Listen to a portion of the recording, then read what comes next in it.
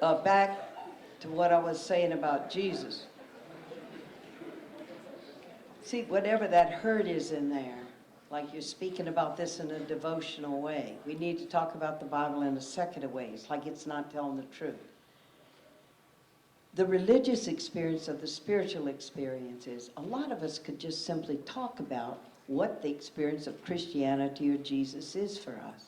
And for me, for a long time, it was about being a law-abiding citizen, being obedient to the teachings of the church, teaching kids and not slapping them around with rulers. I know there are nun stories out there about nuns doing that, but being kind and compassionate and the whole thing. And then, meanwhile, I'm out in the suburbs of New Orleans, in the inner city of New Orleans. Young black men are being beat up by the police. People are living in poverty. People don't have money for health care. People die because they don't get health care. All that was going on. I'm out in the suburbs and going to St. Francis Cabrini Church, and I never made the connection. What has the gospel of Jesus got to do with people who are living in poverty? And I got it, that when you really read the Gospels and see who Jesus was on the side of, he was on the side of people who were marginated, the lepers who couldn't come in town. They'd have to shout unclean. And Jesus heals, touches a leper. And I get it, that I had never been involved directly with people who were poor or who were struggling for justice in society.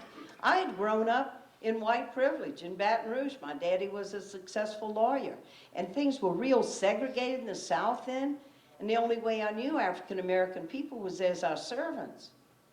And here I am in New Orleans, and that continued because there was the inner city, there I was, and the waking up said, Jesus was on the side of the poor. I don't even know poor people in New Orleans because we're afraid of poor people. We stay away from the inner city. Don't go in that part of town. Those are the people on the evening news. And I moved into the St. Thomas housing projects and began to live among African-American people who became my neighbors and who became my teachers, and I began to see what life was like in the other America. And that's how Debbie and Walking opens. And I'm working at an adult learning center, and all the rules are different. So the kids are coming in who had been to a public school to get their GED after dropping out of high school. I went to St. Joseph Academy in Baton Rouge. Our sisters, the Sisters of St. Joseph, the order I joined, were excellent. That by the time I was a junior in high school, I knew how to do public speaking.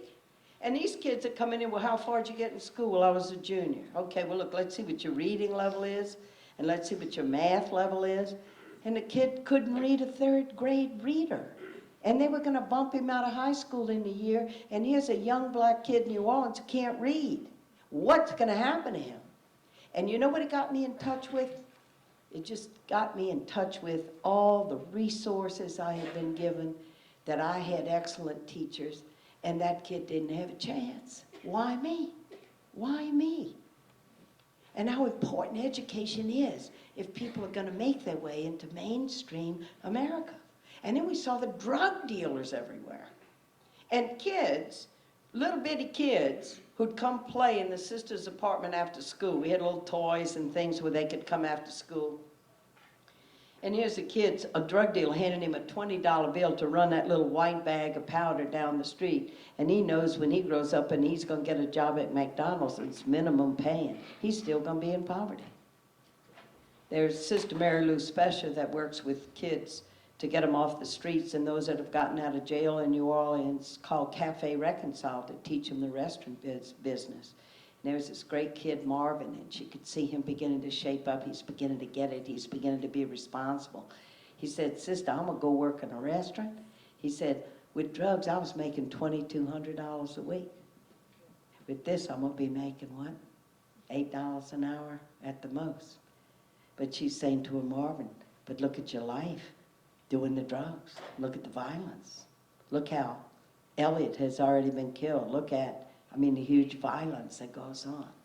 So it's such a long path, when you're coming with so much against you. And while I was there at that adult learning center, one day, coming out of the adult learning center, a friend of mine who was in the prison coalition office, Louisiana Prison Coalition. Louisiana incarcerates more than any other state, because it's one of the Deep South states. We do 80% of all the executions in the Deep South states. The 10 states that had slavery are the ones who do most of the executing. You had it on the books. You spent a lot of money. But New York was never serious about the death penalty. Not like Texas, Louisiana, Alabama, Mississippi, Florida, North Carolina, South Carolina, all the southern states. Now, that's an interesting thing in itself, because you have the Supreme Court, equal justice under law, carved in the marble over the court's entrance, that said, hey, you're only supposed to give the death penalty now for the worst of the worst murders, not for your garden variety ordinary murder. Anybody know what that means? And so culture takes over, and in the Deep South, we know what that means. Overwhelmingly, if you kill a white person, and that's not just in the Deep South, you look at the federal death penalty, 8 out of every 10 people on death row are there because they killed a white person. When people of color are killed, not a blip on the radar screen. It all has to do with how much you value life, and then what is the death of what citizens stir us to outrage and to seek justice. The deaths of some in our society seem to be negligible deaths. They don't cause any uproar at all. Coming out here is my friend coming from the Prison Coalition office. He had a clipboard, he had a project going on. And he said, hey, Sister Helen, you want to be a pen pal, somebody on death row? It was 1982. We hadn't had an execution in Louisiana in 20 years. There'd been an unofficial moratorium on the death penalty where states just stopped practicing it. Started in the 60s, went through the 70s. Then by 76, the Supreme Court had put the death penalty back. Had I noticed? Well, what did I know about the death penalty? I hadn't even noticed that the death penalty was put back in our country. And then it's the 80s, 82, 81 is when I move into the St. Thomas Housing Projects. It's 82, and he says, hey, sister, you want to be a pen pal, somebody on death row? And I said, well, yeah, sure, I could write letters to somebody. I never dreamed they were going to kill this person in the electric chair at midnight, 2 years later, much less that I, as a spiritual director, advisor, am going to be the only one that could stay in the death house with him from 6 in the evening, where everybody else had to leave, till midnight, when the state of Louisiana is going to kill him, and that I'm going to be there. I could never have said yes to that. I think I'm writing letters. I mean, God's sneaky. You just write a letter. And I thought, well, I'm an English major. You know, I could write some nice letters. You know, maybe put some poetry in there and all. You know what the problem was, huh? Right off the bat, he wrote back. And when you have an encounter between two real people, that's when things happen. And then the letters, I could tell he had no one to visit him. He didn't even ask me to come. And I just see the letters. And I'm meditating in a whole other way now on the Gospels. How many times had I meditated on the Gospel of Matthew 25? I was hungry, you gave me to eat. I was thirsty, you gave me to drink. I'm reading the words, I've read the words a million times. I was in prison and you came to me. I woke up, I just went, I wrote him, I just said, look, I'll come see you sometimes. Return mail, all the visitor forms, excitement, a visitor. You wake up in a 6.5 by 8.5 foot cell. You're considered disposable human waste because you have done a terrible murder, and every day is the same, and here you get a letter, and then somebody says they're going to come visit you. And so that's what happened, and that's the journey in this book, going to visit him, scared, never been in a prison before, guards taking me through, woman on the tear, everybody slinking back, gates, no soft sounds in the prison. You don't have carpets and music playing, nothing. Just cement floors, reverberating sound, clanging metal. And then they locked me in a room. And they said, well, go get your man. And then I'm in there and holding on to my cross, and I'm just going, You know, I really don't know anything about him. Anybody can write nice letters. I mean, I'm going to be with him for 2 hours. I never visited with a murderer before. I mean, what is it going to be like, really? Like, will his face be different? Don't you? You must look different if you're there for doing the worst of the worst.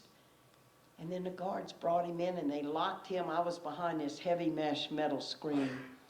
And I looked at his face through that screen. And I was shocked, truly, because I said, oh my God, he's human. I thought his eyes, you know, would be like flint or his jaw set. And he was smiling and he said, Sister Helen, you came all that way from New Orleans to come see me. Thank you, ma'am, for making the drive. And we sat down and we talked, and I didn't have to worry about what I was going to say because the 2 hours flew by. And he's telling me about his mom, and he's telling me about growing up, and he's talked to me about an 18-wheeler. And he had folded cigarette wrappers in a way that made like a little picture frame and had the guard come around and give me a gift. Here, he said, I made this for you. Found out in the course of that visit that his brother Eddie was serving 2 life sentences for the same murder. I didn't know anything about the legal system. But I thought, wow, one brother gets death, one brother gets a life sentence for the same murder. I wonder how that happened. And then I'm driving home, and I thought, he didn't even talk about the murder. And then I thought, well, the first time I meet somebody, I'm going to trust them enough to say, here's the worst thing I ever did in my life. That it would take time, and it wasn't my job to go say to him, what'd you do? I would accompany him. I'd be honest with him. But I was just beginning this journey, and it was going to lead, I didn't know where. But the thing about the 2 brothers, one getting death and one doing life, did you know this? It's more complex than that in the SUNY story that you'll read and hear. But if there are 2 defendants that do a murder and there are no other eyewitnesses, if one of those is willing to take the stand, say he did it, in exchange for that, they get a reduced sentence for giving that information out because they know they can't get the death penalty without a positive eyewitness saying that the person did it. How do we know we're getting the truth?